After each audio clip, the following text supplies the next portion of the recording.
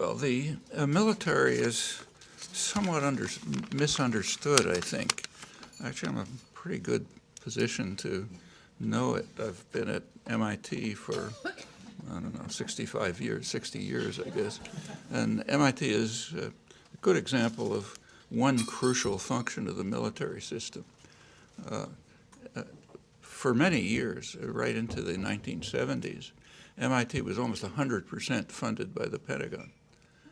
It was also the main academic center of resistance against the Vietnam War. My lab, in fact, was one of the main academic centers. I was up for a long jail sentence. The Pentagon didn't give a damn. If you want to overthrow the country, that's your business. They don't care, you know. But what they did give a damn about is creating the next phase of the high-tech economy. The Pentagon was and remains, to a large extent, a kind of a funnel but into which taxpayers pour funds diluted into thinking, you know, we're defending ourselves from whoever it may be. And the money goes into developing the next phase of the high-tech economy. So if you use a computer or you use the internet, you know, you fly an airplane, which is a modified bomber, and so on, you're taking advantage of the role of the dynamic state sector in the economy. I mean, a lot of what's called entrepreneurial initiative and so on is coming straight out of the state sector. Actually, I once wrote an article a couple of years ago after Alan Greenspan had given one of his orations about the marvels of the free economy, entrepreneurial initiative, consumer choice.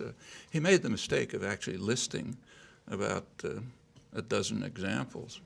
Every single one of them, with one exception, was a textbook case where the work was almost entirely done in the state sector.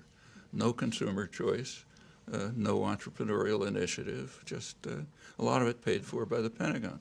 Actually, there was one exception, which was even more enlightening. It was transistors. He pointed out correctly that transistors were developed in the private sector, AT&T, but he didn't explain why. It was because AT&T had a government-guaranteed monopoly, so therefore they could charge monopoly prices, and they could use that benefit to establish a very good lab, Bell Labs. We used to go up and back there all the time in the 50s and 60s. So a great lab, did a lot of things, you know, feeding at the public trough like everything else is. They were using wartime technology, which came out of the government, of course. They couldn't sell advanced computers because they were too expensive, so the government bought them. 100% of the advanced transistors put out by Western Electric around 1960 were picked up by the government. And in fact, if you look, procurement is one of the major means for subsidizing private industry. It was done with computers, it's done with all kinds of things. Until they can get to the point where they can sell things on the market, somebody's got to buy it. Okay, that's the government, usually the Pentagon. So that's one major aspect of the Pentagon, and it continues right to the present. In fact, it was kind of funny around 1970, if you were in this racket, under pressure from the popular anti-war movements, Congress passed legislation. It's called the Mansfield Amendment, which required that all Pentagon-funded work at universities has to be military-related. It's a good project for somebody, which I suggest if you want. Take a look at the DARPA, which is, you know, Advanced Research Project Agency, the one that does the fancy stuff. If you look at I've looked at a couple of them, but I suspect it's uniform. If you look at the DARPA reports, you know, what people wrote about what they're doing, you know, you got to put in a description every year of what you've been doing. Before the Mansfield Amendment, people just said what they were doing. After the Mansfield Amendment, the reports have two parts.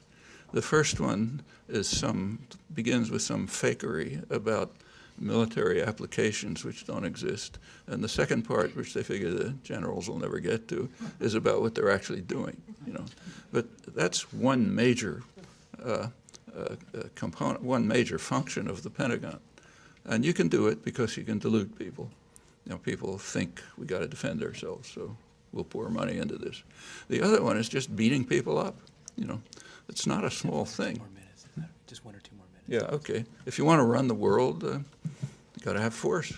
There's a reason why the United States is the only country in the world that has roughly 1,000 military bases around the world, has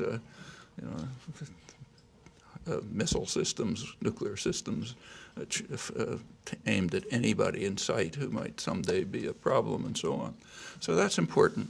There is what Dean Baker called a nanny state for the rich, and one large part of it is making sure that the rich are protected. Okay, so that's the other function of the military system.